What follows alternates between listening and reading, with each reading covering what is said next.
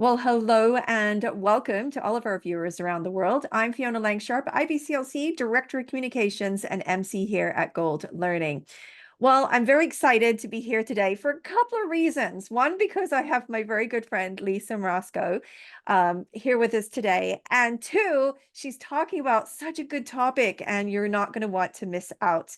Coming up is our Gold Learning Summer Day, and it's coming up very soon. So head over to goldlearning.com to register for this awesome event. Lisa, welcome back. It's so good to have you here at Gold Learning.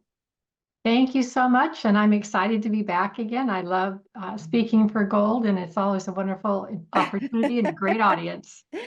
Well, let me tell you that you have outdone yourself again. So just for everybody listening in, if I say all these things, it's because I have a little bit of knowledge that you don't have yet.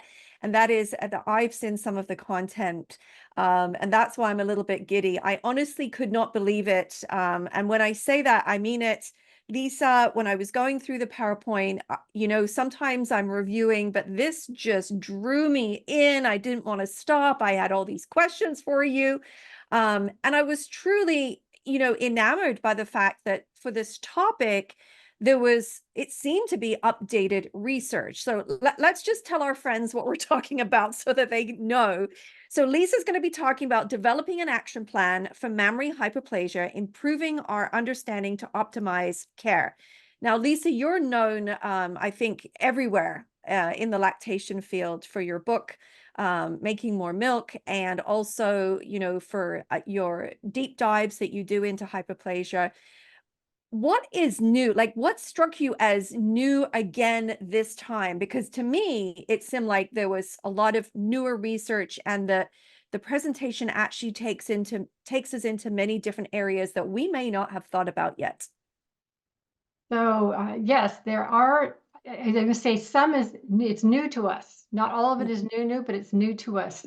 It takes a little digging to ferret out some of what is out there, and I was very excited about what I began to uncover, including one study that was done on hypoplasia and breastfeeding that I don't think anybody knew about. I surely didn't. Um, Oh. that was like, wow, there's a study. There's actually an actual study. And then just some of the different underlying issues, I think is going to provide a lot more clarity. Right now, we tend to think of hypoplasia as this mysterious condition. We don't know why it happens. The term that we tend to use for this is idiopathic, which just means we're not sure. But Sure. there are a number of things that could underlie it. Some of them are quite rare, but there are also some other things that are beginning to surface. And so, yeah, there is new information, and with new information comes ideas on how we can help, whether it is early, anticipatory, or whether it's just on boots on the ground. We got to deal with what we have right now. Yeah, no, absolutely. Yes. And of course, for a lot of lactation consultants, they are seeing, parents and women later on, when they have issues or suddenly the baby's not getting enough milk, and, there's a whole sort of discovery of things, so to speak. And it literally can still happen to this day, because it can be subtle as well in diagnostics. And so, there are different things that we would see.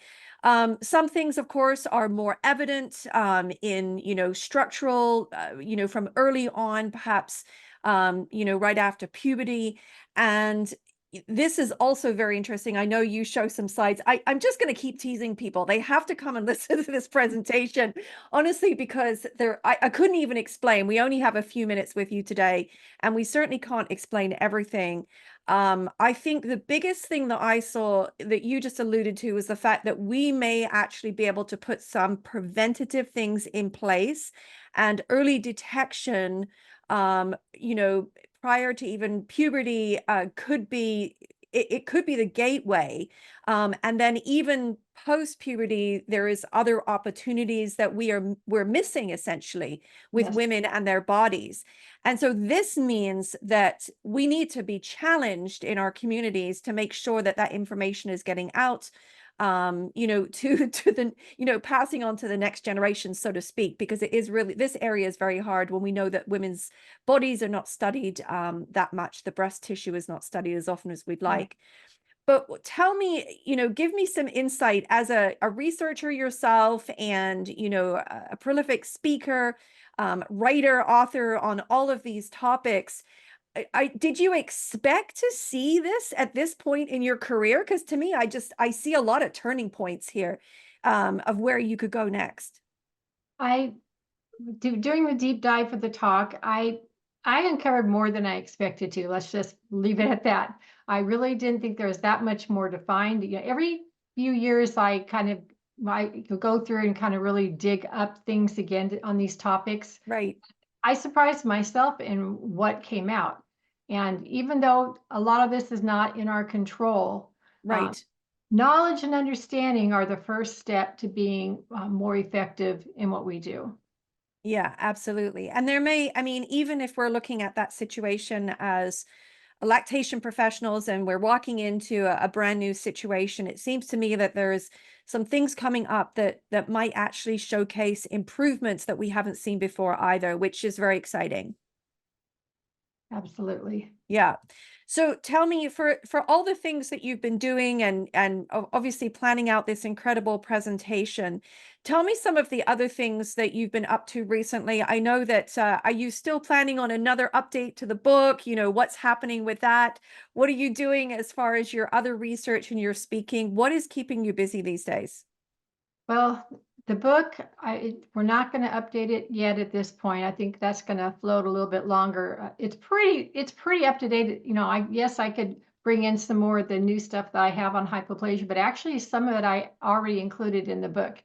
Other than that, I'm really kind of sorting through my options. Now that I have retired from what I call my day job with WIC, I have more time in a sense. I am continuing to travel and speak, and I do have a couple of topics that I am interested in pursuing. One of them has to do with um, possibility of hyperemesis treatments influencing the breast development during the pregnancy.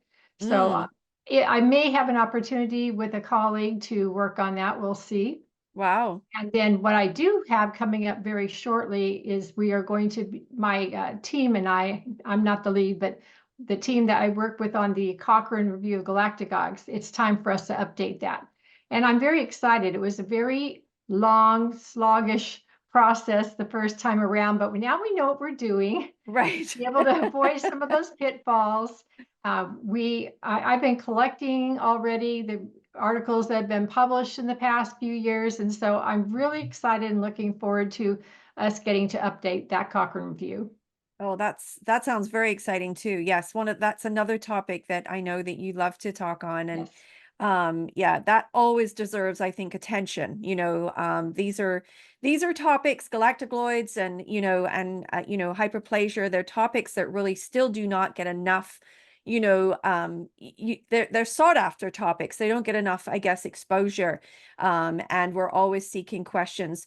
Your book again, Making More Milk, I feel like it's somewhat of a Bible that people should have on their shelves, whether they're, a professional in the field working with families, and or I always recommend it to many of my parents as well. You probably still see a lot of feedback, from, clients, past clients, or I guess professionals for you as well, Lisa, on the I book. do. I do. I probably a lot from the professionals because they're the ones I interact with the most. And it's very gratifying to know that all the work that Diana West and I put into this has been so useful to everybody, because that was way more important to us than making money. It was never about Sure. making money. It was getting the information out there and helping push the field forward on this topic. Yeah.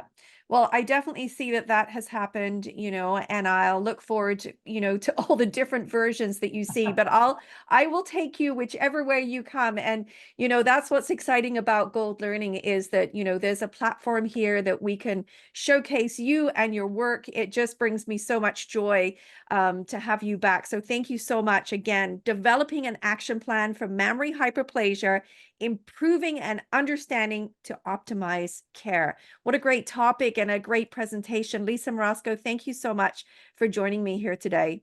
Thank you. Yeah. And to all of you listening in, don't forget, you can head over to the website. Lisa's going to be here with us live in August, and you can join us for our Gold Learning Summer Day. You can register now for this event.